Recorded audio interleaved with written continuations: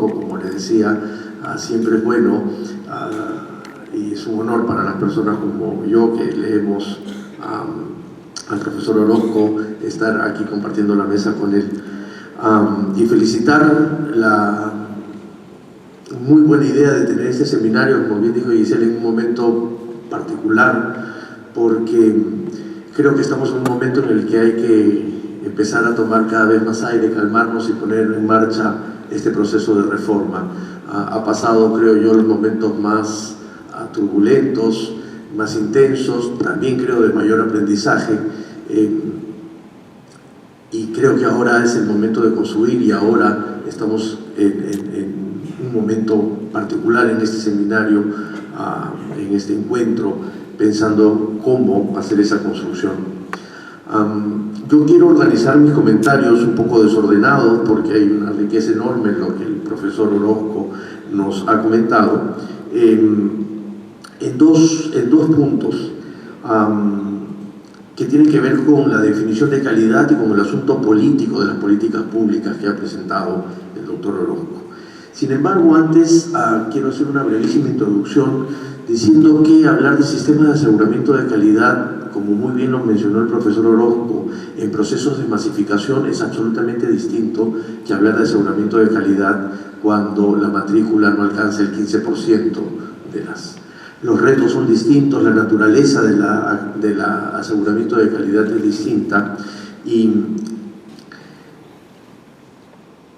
creo que tiene que ver con que la masificación no ha resuelto, en general no solo universitaria, sino en general la masificación no ha resuelto esta vieja dicotomía de la masificación que tiene que ver con masificación como progreso o masificación como decadencia. Me refiero a masificación como progreso de la humanidad o como decadencia de la cultura, que en el caso de la universidad está absolutamente vinculado. Walter Benjamin ya nos contaba esto con lo de la reproductibilidad del arte, ¿no es cierto? Es decir, en el momento en el que se masifica el arte a partir de procesos de reproducción masivas, se empieza a conseguir de alguna manera mayor progreso porque hay mayor democratización, pero también mayor sacrificio de cultura. Y esa dicotomía no ha sido totalmente resuelta cuando hablamos de masificación en general universitaria y particularmente en el Perú, porque la masificación universitaria en el Perú, y no es casual que el año con el que empieza el profesor Orozco sea 1990, porque entre finales de los 80 y principios de los 90, en el caso peruano un poco más tarde, estos procesos de masificación empezaron a perfilarse con características particulares. En el Perú, este proceso de masificación, como todos sabemos, tiene al menos 3 características que creo hacen todavía más importante entender los sistemas de aseguramiento de calidad de formas particulares. El primero es que esta masificación ha sido una masificación de la oferta gracias a la oferta privada o debido a la oferta privada. Por lo tanto, hay un ingrediente distinto a que si esta masificación se hubiese producido porque la universidad pública se hubiese extendido. Cuando uno mira la matrícula en los últimos años, el incremento de matrícula en la oferta pública es estadísticamente imperceptible cuando uno lo compara con el enorme crecimiento de la oferta privada. Esto porque el Estado tampoco se preocupó por ampliar la oferta pública, pero también porque se empezó a generar algo que yo para la educación básica he llamado, pero también creo aplica para la superior, una idea de calidad per se de la oferta privada. El solo hecho de ser privado tiene ya una connotación de calidad en el caso peruano que la hace muy diferenciador de lo que sucede con la pública. Un segundo elemento de nuestra masificación es que ha sido una masificación de los quintiles más ricos del país. La idea de expandir la oferta universitaria no terminó atendiendo a la población, a los jóvenes más pobres del país, a pesar del enorme incremento de las culminaciones en la tasa de secundaria que hemos tenido. Por lo tanto, esta respuesta de una mayor clase media debido al incremento del consumo de las familias, debido a la mayor liquidez de las familias, no ha terminado siempre beneficiando a la educación en general como un medio más de consumo. Y el tercer y último elemento de ese contexto, para entender los dos puntos específicos, tiene que ver con que el crecimiento de la masificación de la educación superior universitaria en el Perú ha sido además apoyándose y en detrimento del decrecimiento de la educación técnica o tecnológica. Trabajando con contrafactuales, diríamos que hubiese pasado si en el Perú hubiésemos tenido un sistema técnico-tecnológico fuerte, consolidado, que hubiese pasado con esta migración. Entonces la masificación peruana ha sido una masificación privada para los quintiles más ricos de la población y en detrimento de la educación técnica y tecnológica. En ese sentido, dos de los puntos puestos por el profesor Orozco son fundamentales para reflexionar el caso peruano. El primero tiene que ver con esa idea de calidad que plantea. Y la pregunta que yo me hacía era cómo pensamos calidad cuando más bien en el país, y creo que en muchas partes de América Latina, lo que tenemos instalado es esta idea de calidad utilitarista, en donde hay que maximizar todo, hay que conmensurabilidad es uno de los grandes patrones del asunto, ¿no es cierto? Allí donde yo pueda medir y obtener lo más que pueda, entre otros elementos, terminan siendo un discurso instalado entre las personas e instalado entre las propias universidades. Por suerte, para cualquier universidad, yo no he dirigido ni creo dirigir alguna vez alguna universidad, porque seguramente lo haría muy mal. Sin embargo, sí puedo ver lo que pasa con el conjunto de esas 142 universidades en el Perú. Y lo que nos damos cuenta es que a pesar de los discursos muy bien desarrollados esta tarde por el profesor Orozco y que la literatura ha recogido, entre el discurso y las acciones que toman las universidades hay una distancia enorme respecto de la concepción propia de calidad. Pero el segundo elemento que tiene que ver con calidad es que hemos construido una idea perversa, probablemente producto de esta idea utilitarista de la calidad, que el fin y la naturaleza universitaria ha abandonado la construcción del conocimiento para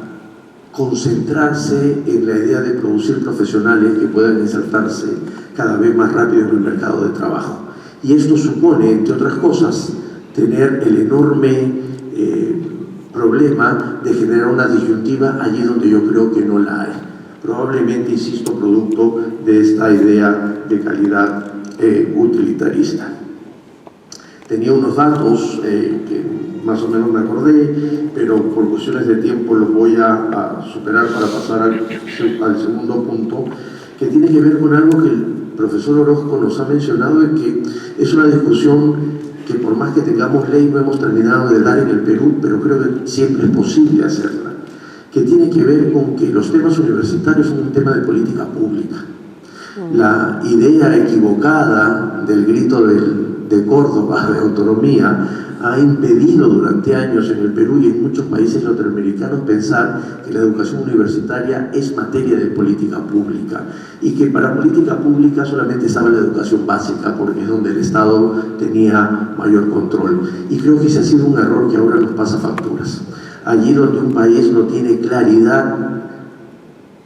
de qué decisiones se toman de bien público en la educación, en el caso de la universidad probablemente va a tener efectos como los que tiene en el caso peruano, de tener un bajo nivel en los índices de competitividad, pero tampoco atender a una idea de desarrollo mayor. Yo siempre digo una frase incómoda, totalmente aplicable para la educación superior, que en el Perú tenemos que romper con esta idea perversa e instalada que somos capaces de ser un país que crece económicamente con mala educación, porque eso nos hace entrar en una trampa. Y mientras todos festejábamos que habíamos alcanzado el 6% de crecimiento, uno miraba los resultados de las pruebas PISA en el caso de la secundaria, o miraba lo que se usaba con los indicadores de calidad en la universidad y decía, ¿cómo es posible que crezcamos 6% con este nivel educativo que tenemos? Entonces, pensar la autonomía de otra manera, como nos propone el profesor Orozco, supone también pensar políticas públicas para ello. Y esto requiere a su vez de algunos asuntos que también en el país hemos dejado pasar, ya lo conversábamos antes,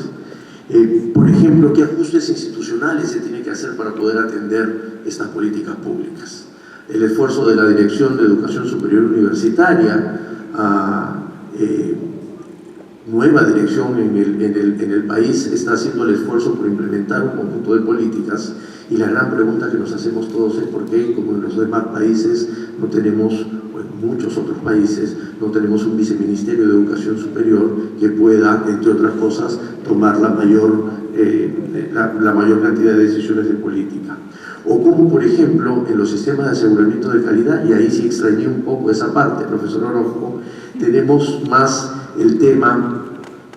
concentrado de la acreditación, que ya creo fue un error. Haberle atribuido y responsabilizado a la acreditación por toda la calidad universitaria, creo que fue el problema más nefasto en América Latina, cuyos resultados los vemos ahora en varios países, incluidos en el Perú, porque en estas condiciones se necesitaban más que acreditar, y es por eso que la idea del licenciamiento y es por eso que la idea de la auditoría académica aparece